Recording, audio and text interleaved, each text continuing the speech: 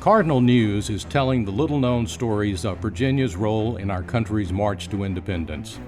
As we head toward America's 250th anniversary, we'll examine the events, people, and places that shaped the Commonwealth and the nation. Together we can better understand the role of our ancestors beyond what's in the history books. This is Cardinal 250, made possible in part by funding from the Virginia American Revolution 250 Commission. Hello and welcome to Cardinal News 250. I'm Dutchie Maroli Jesse with Cardinal News. We're an independent nonprofit news source that covers Southwest and Southside Virginia. Our website is cardinalnews.org. That is where you can find all of these articles and projects we're working on for Cardinal News 250, Virginia Stories, A Nation's Birth. With us today is Jeff South. Jeff is Associate Professor Emeritus at the Robertson School of Media and Culture at Virginia Commonwealth University. Jeff has been with us in a previous episode to discuss the Virginia Gazettes, plural, and the early days of journalism in Virginia. And he is back, and we're grateful to have you. Jeff, welcome back. Thank you for joining us. It's great to be back. So you've done a lot of research for some of the articles you've written about Virginia's, press and early newspapers back in colonial era times. And you were telling me about an interesting experience you had in Williamsburg, of course, here in current times. So tell me about that. Okay, so back in the 1700s, before 1780, the capital of the Virginia colony was Williamsburg. Mm-hmm.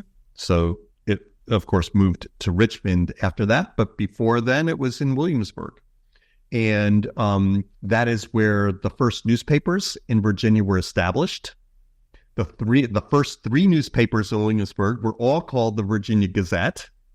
And the second of those Virginia Gazettes was established by a couple, William and his wife Clementina Rind, coming from Maryland. The previous paper, or the first Virginia Gazette, was sort of friendly toward the crown, toward the King of England, and there were folks in Virginia, including friends of Thomas Jefferson, who were thinking more in terms of independence and the Patriot movement and breaking away from England, and they wanted a different newspaper with a different perspective. So they invited the Rinds to come from Maryland and set up shop and set up a separate newspaper, a different newspaper in Williamsburg. And so that is how this couple, William and Clementina Rind, ended up in Williamsburg. And they started a print shop. William Rind was appointed as the official printer for the colonial government. So he was printing documents that the laws that the House of Burgesses was passing and things like that.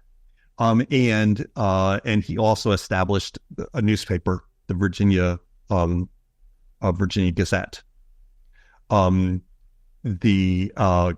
William Rind died in 1766, mid-30s, probably malaria. There was very swampy, of course, and his wife Clementina took over, and that is kind of the claim to fame of this newspaper. In that it was the first newspaper in Virginia that was published by a woman. Yeah.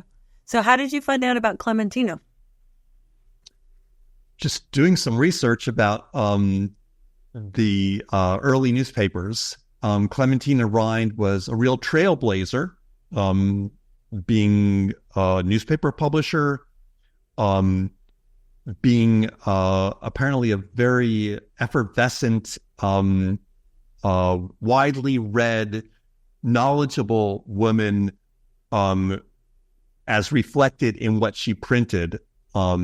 She was printing more content from other women, letters, for example, that women would write, content that was of interest to other women in her newspaper, content that was also interesting to everybody, in that as opposed to the first Virginia Gazette, Clementina Rind and William Rind before her as publisher were printing information that was more favorable to the patriots who wanted to break away.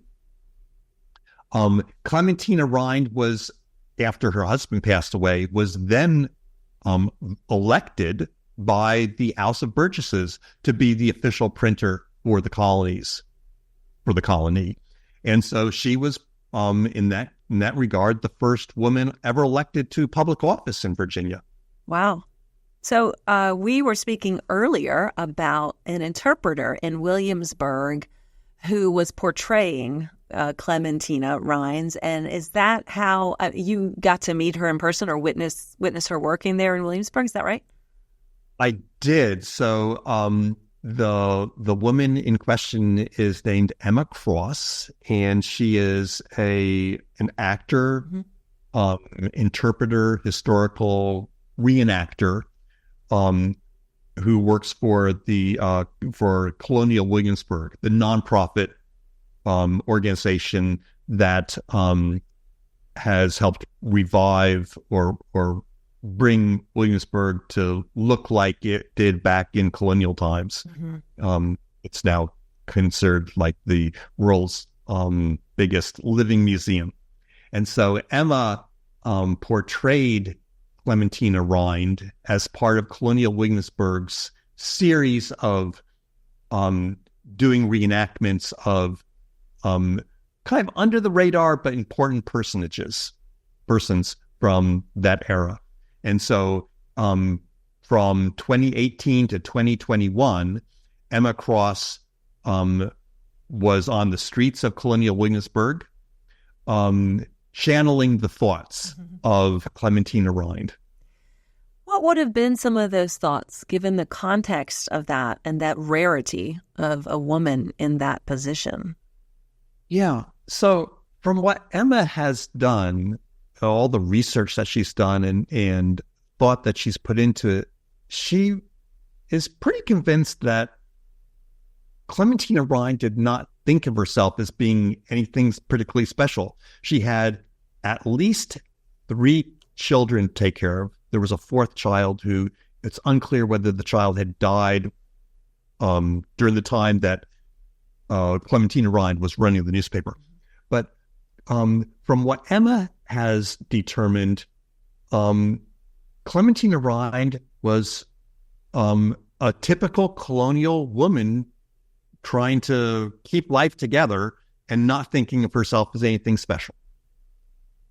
So Emma says that that she was extraordinary, but did not kind of put herself on did not consider herself some sort of role model for colonial feminism. I don't know. That she just kind of handled life as she saw fit. She was important in terms of she was printing everything. She was not pulling punches or skewing, only printing one side of the debate over whether to break apart from England. She was printing things that were favorable to the Patriots, but also sometimes favorable to the Crown as well. She was, in that regard, kind of an impartial purveyor of news. She printed some really important stuff that got people thinking, though, about, whether the future of the Americas lied with staying part of England or being a separate, country. So the fact that many people admired her was something that really struck Emma. That, the fact that the House of Burgesses, people like Jefferson and Patrick Henry and George Washington, voted to make Clementina Rind the official publisher for the colony was, a big deal. And so, so I think that she was held in high esteem throughout Williamsburg and probably throughout the entire Virginia colony. What would the nuts and bolts of her job have been at that point when she took over where her husband left off? You mentioned she's raising children. So today in our world, we think about work from home and we think about flexible schedules and but in that day, you're married to certain things and certain things are just where they are. You're very much place oriented. To do this, you go there. To do this, you go there. What were the nuts and bolts of her job and what would that have looked like in her life? Right. So a lot of this is kind of assumed because it's not spelled out in any historical record, but it's assumed that through her husband's work, Clementina Rind knew how to operate a printing press and the process for creating those pages that were put on the press. She had people who were working for her, operating the press. She also had a slave. I mean, she was, back then, her newspaper was, as all the other newspapers, was a supporter of slavery and the subjugation of Black people. Her newspaper, like many others, printed ads for runaway slaves, and there was no news, of course, about any thing happening in the African American community. Things were. She was a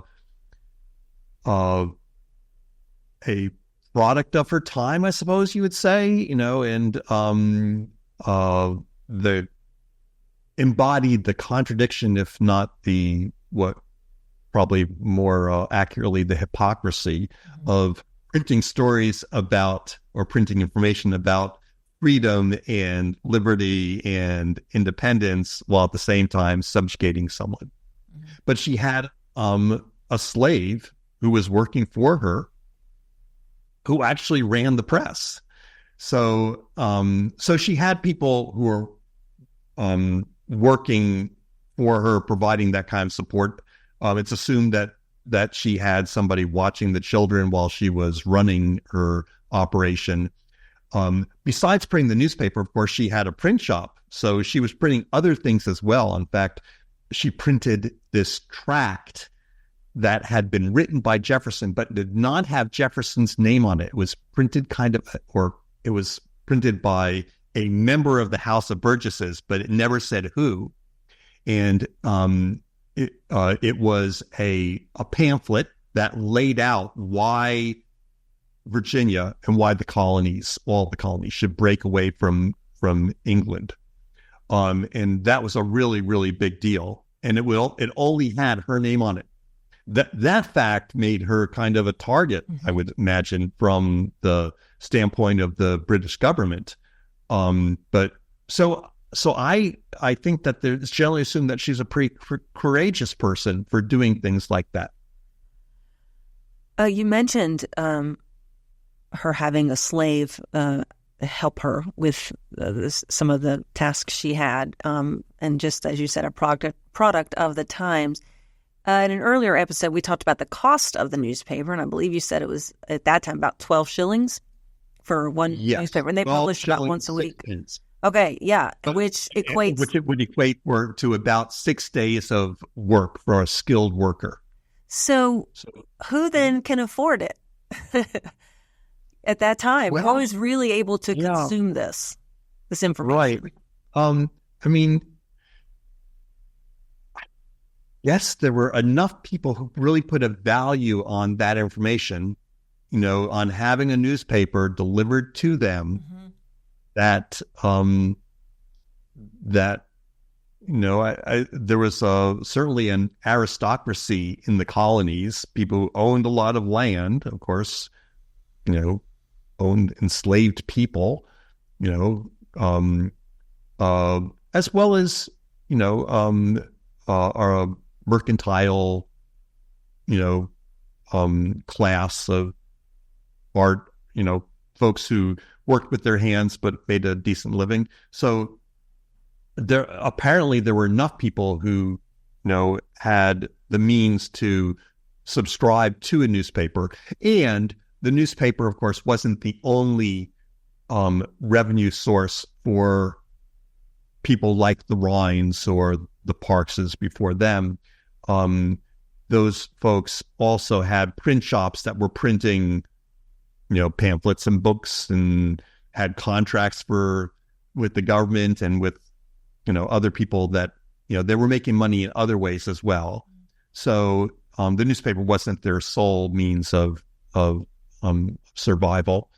And the newspapers themselves were not particularly lucrative. When William Rind died, he left a lot of debt. In fact, it threatened Clementina, his widow, with bankruptcy. And there was a lot of thought that they were just going to, sell off all of his possessions and she would go on her way and do something else. But in fact, what was really interesting is she's the one who bought the press and and kept the newspaper going. She had some friends who helped her with some money, loaned her money so that, she bought the presses on credit. All of the other things in the household were sold, so they were sold off to pay off the debts that William Rind had left. So I'm not sure whether having the newspaper was particularly a lucrative venture. But I suppose having the print shop and other things to go with it, enabled you to at least make ends meet in some way. And it's reported that the day he died, she still got out the paper, right? Yes. Found a way to do that on the very day. Yeah. And the next week ran his obituary. Mm-hmm. So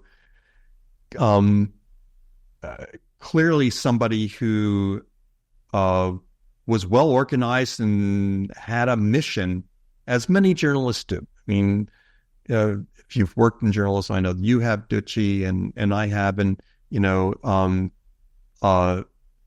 failing to put out the newspaper is not an option. Mm-hmm. Is she someone now? It's been a long time, Jeff, since I've been in grade school, sitting in a classroom. Is she someone that our kids know about today that would be at least a footnote in the history books? Do you know? Well, I think so. Clementina Rind is part of the Virginia Women's Monument at the state capitol. Okay. She was one of a dozen women who were selected to embody the history of women in Virginia because of her role as a newspaper publisher and the other things that are associated with that. There's a book that Colonial Williamsburg has published about Clementina Rind and her family. It's a children's book. In fact, Emma Cross had read that as a child, and that's what connected her so well with this role portraying Clementina Rind. So there is stuff out there, but there's not a whole lot. I don't think her name comes up prominently, if at all, in many history books or textbooks. But I think she is somebody that it's worth knowing about. Mm-hmm. Well, Jeff South, thank you so much for your work in Cardinal News 250 and for telling us more about these early days of journalism in Virginia. We've so enjoyed talking to you. Thank you. Well, it's been fun sharing. Thank you. Jeff South is Associate Professor Emeritus at the Robertson School of Media and Culture at Virginia Commonwealth University. And you have been listening to Cardinal News 250, Virginia Stories, a Nation's Birth. For more information on this topic and so many more, go to cardinalnews.org. We want to thank VA 250 for their assistance in this podcast project, and also our friends at Blue Ridge PBS for their assistance as well. I'm Ducci Maroli Jesse for Cardinal News. Thanks for listening to Cardinal 250. Made possible in part by funding from the Virginia American Revolution 250 Commission. For more information on Cardinal News 250, including the Cardinal 250 and other newsletters, visit cardinalnews.org.